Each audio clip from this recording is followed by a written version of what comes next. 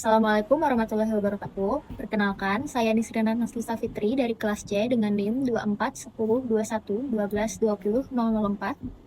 Pada kesempatan ini, saya akan membahas salah satu tindak pidana tertentu dalam Kitab Undang-Undang Hukum Pidana, yaitu tindak pidana pemalsuan surat dengan studi penggunaan surat keterangan tanah palsu dalam sengketa kepemilikan tanah yang diputus oleh Mahkamah Agung melalui putusan nomor 1364 K/Pit/2024. Saya memilih kasus ini karena menurut saya, perkara ini sangat menarik untuk dikaji. Biasanya, ketika mendengar istilah pemalsuan surat, yang terbayang adalah pemalsuan tanda tangan, pemalsuan stempel, dan pemalsuan identitas. Namun dalam perkara ini, kepalsuan surat justru dibuktikan melalui isi surat itu sendiri, yaitu adanya fakta-fakta yang bertentangan dengan sejarah dan administrasi pemerintahan. Kasus ini menunjukkan bahwa pemalsuan surat tidak selalu terlihat dari bentuk fisik dokumen. Sebuah surat dapat tampak meyakinkan dan bahkan berhasil digunakan dalam proses peradilan, tetapi ketika diteliti lebih dalam, ternyata mengandung informasi yang tidak benar. Melalui video ini, saya akan membahas kronologi perkara, fakta hukum yang terungkap di persidangan, unsur-unsur tindak pidana yang didakwakan, analisis perbuatan terdakwa yang dikaitkan dengan unsur pasal, pertimbangan hukum Mahkamah Agung, serta vonis yang dijatuhkan kepada para terdakwa. Sekarang kita masuk ke latar belakang. Surat merupakan salah satu alat bukti yang memiliki kedudukan penting dalam kehidupan hukum. Banyak hak dan kewajiban seseorang lahir karena adanya surat. Dalam bidang pertahanan misalnya, surat sering dijadikan dasar untuk membuktikan kepemilikan atau penguasaan tanah.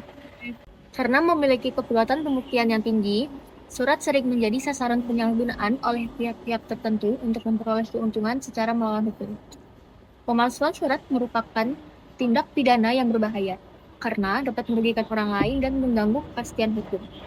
Dalam sengketa pertanahan, penggunaan surat palsu bahkan dapat menyebabkan seseorang kehilangan hak atas tanah yang dimilikinya sendiri.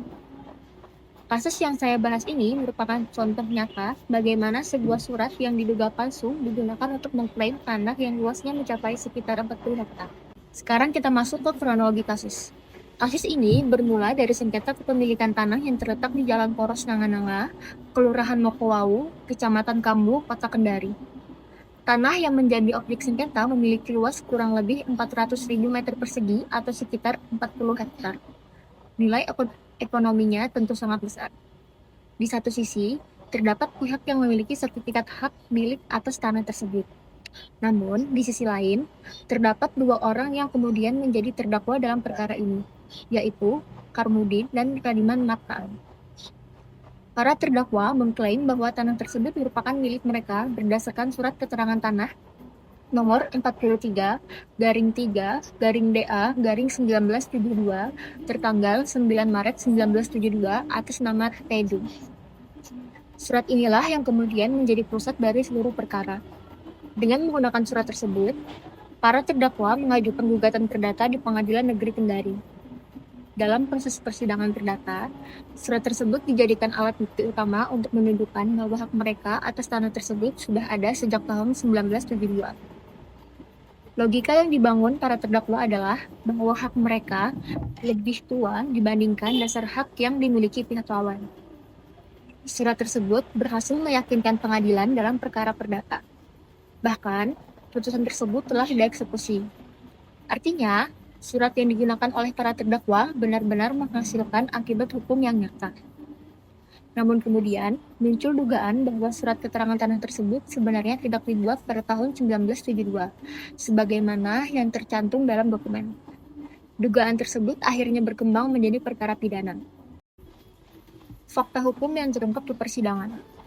Dalam proses persidangan, ditemukan beberapa fakta hukum yang sangat penting. Fakta pertama, berkaitan dengan penggunaan bahasa dalam surat tersebut. Majelis Hakim menemukan bahwa surat yang diklaim dibuat pada tanggal 9 Maret 1972 ternyata menggunakan ejaan yang disempurnakan atau IYD. Padahal, IYD baru diresmikan pada tanggal 16 Agustus 1972.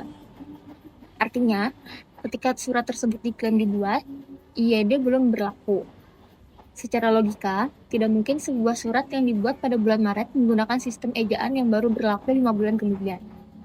Fakta kedua, berkaitan dengan wilayah administratif yang disebutkan dalam surat. Dalam surat tersebut, disebutkan bahwa tanah berada di Kecamatan Paasia. Masalahnya, Kecamatan Pasia baru dibentuk pada tahun 1978. Artinya, pada tahun 1972, kecamatan tersebut belum ada. Karena itu sangat tidak mungkin surat yang dibuat pada tahun 1972 sudah menyebut nama Kecamatan Pasia. Fakta ketiga adalah bahwa surat tersebut benar-benar digunakan oleh para terdakwa sebagai alat bukti dalam perkara perdata. Surat itu tidak hanya disimpan, tapi dipakai secara aktif untuk memperoleh keuntungan hukum. Fakta keempat adalah timbulnya kerugian. Akibat penggunaan surat tersebut, para terdakwa memenangkan gugatan perdata dan memperoleh keuntungan hukum. Sedangkan pihak lain mengalami kerugian karena hak atas tanah yang dimilikinya menjadi terganggu. Untuk analisis unsur pasal, para terdakwa didakwa melanggar pasal 263 ayat 2 KUHP JO pasal 55 ayat 1 ke 1 KUHP. Pasal 263 ayat 2 KUHP menyatakan, barang siapa dengan sengaja memakai surat palsu atau yang dipalsukan seolah-olah asli, jika pemakaian surat itu dapat menimbulkan kerugian. Dalam perkara ini, unsur tersebut terpenuhi karena para terdakwa adalah Karmudin dan Radiman Mata. Unsur dengan sengaja memakai surat palsu atau yang dipalsukan. Para terdakwa menggunakan surat keterangan tanah nomor 43-3-DA-1972 sebagai alat bukti dan gugatan perdata. Namun, surat tersebut terbukti mengandung fakta yang tidak sesuai dengan sejarah dan administrasi pemerintahan.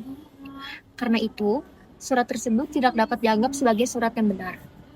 Dengan tetap menggunakan surat tersebut untuk memperoleh keuntungan hukum, maka unsur ini terpenuhi.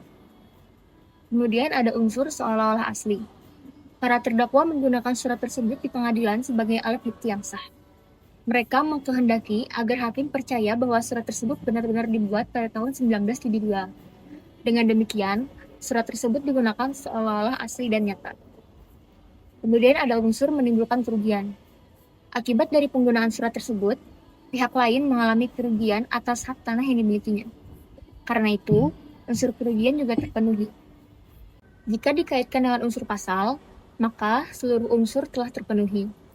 Para terdakwa menggunakan surat yang ternyata mengandung fakta-fakta yang tidak benar. Surat tersebut digunakan dalam proses peradilan untuk membuktikan hak atas tanah.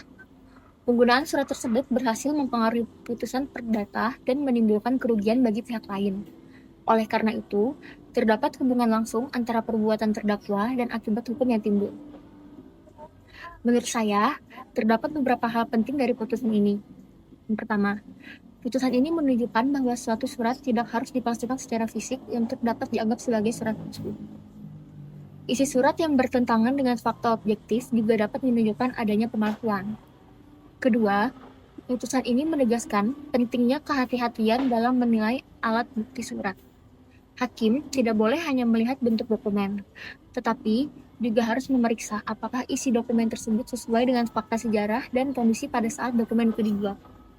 Ketiga, kasus ini menunjukkan bahwa penggunaan surat palsu dapat menimbulkan dampak yang sangat besar.